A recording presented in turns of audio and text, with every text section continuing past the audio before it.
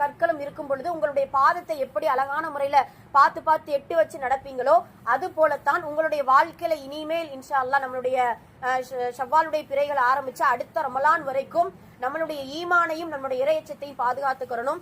எப்படி பாதுகாத்துக்கிறணும்? ஒவ்வொரு நேரத்திலையும் ஒவ்வொரு வேலையிலையும் ஒவ்வொரு நாளும் ஒவ்வொரு ஆயுள் காலத்திலும் இன்ஷா அல்லாஹ் நாம் எடுத்து வைக்கக்கூடிய எட்டுகள் நம்ம அடுத்த எடுத்து வைக்கக்கூடிய அந்த எட்டுகளை நல்ல முறையில இறைவனுக்கு பிடித்தமான முறையில ஹலால் ஹராமை பேணி இறையச்சத்தோடு இறைவன் எங்கிருந்தாலும் பார்க்கிறான் என்கின்ற அச்சத்தோடு இன்ஷா அல்லாஹ் நம்மளுடைய நாட்கள் கடக்க வேண்டும் என்று இந்த ரமலான் நமக்கு கற்றுத்தரக்கூடிய பாடமாக இருக்கு. 2வது பாடம் என்ன அப்படின்னு சொன்னா இஸ்திகாமத், உறுதி.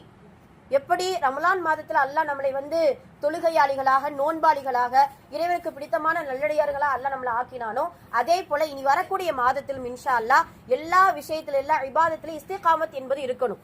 எப்படி நம்ம இரவு நேரத்துல தொழுதோமோ அதுல இன்ஷா அல்லாஹ் கொஞ்சம் ஒரு 2 ரக்காயத்துல நம்ம என்ன செய்யணும் இன்ஷா அல்லாஹ் தொடர்படியாக தொழக்கூடியவங்களா இருக்கணும். அதே போலத்தான் இந்த ரமலான் மாதத்துல எந்த அமல்களை எக்ஸ்ட்ரா நம்ம செஞ்சோமோ குரான்லாம் பாத்தீங்கன்னா தினமும் நம்ம மற்ற மாதங்களை நம்ம தினமும் எடுத்து ஓதுறோமா அப்படிங்கறதே ஒரு கேள்விக்குறிதான். அல்லாஹ்வால் பாதுகாக்கப்பட்டவர்களை தவிர அப்படி எடுத்து ஓதினால் ரமலான் அளவிற்கு நம்ம எடுத்து ஓதுறோமா அப்படிங்கறது ஒரு கேள்விக்குறிதான்.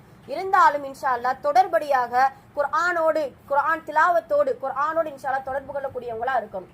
ஏன்னா அல்லாஹு தஆலா அல்லாஹ்வுடைய முழு வார்த்தையும் குர்ஆனாகத்தான் இருக்குது. நம்ம இறைவனிடத்துல பேசணும் அப்படின்னு சொன்னா குர்ஆனை ஓதுனா போதும். சுப்ஹானல்லாஹ், அல்லாஹ் நம்ம அவனிடத்துல பேசக்கூடிய ஒரு அற்புதமான ஒரு விஷயமாக இருக்கு இன்ஷா அல்லாஹ். அதனால நல்ல முறையில எல்லா விஷயத்திலும் இஸ்திகாமத்தோடு இருப்பது சிறந்தது. 3வது விஷயம் என்ன அப்படின்னா நம்ம அடிக்கடி ஒவ்வொரு பண்டிகையிலையும் நம்ம சொல்றதுதான் ரப்பானி ரஹ்மானி என்று ரமலானி என்று 2 விஷயங்கள் இருக்குது.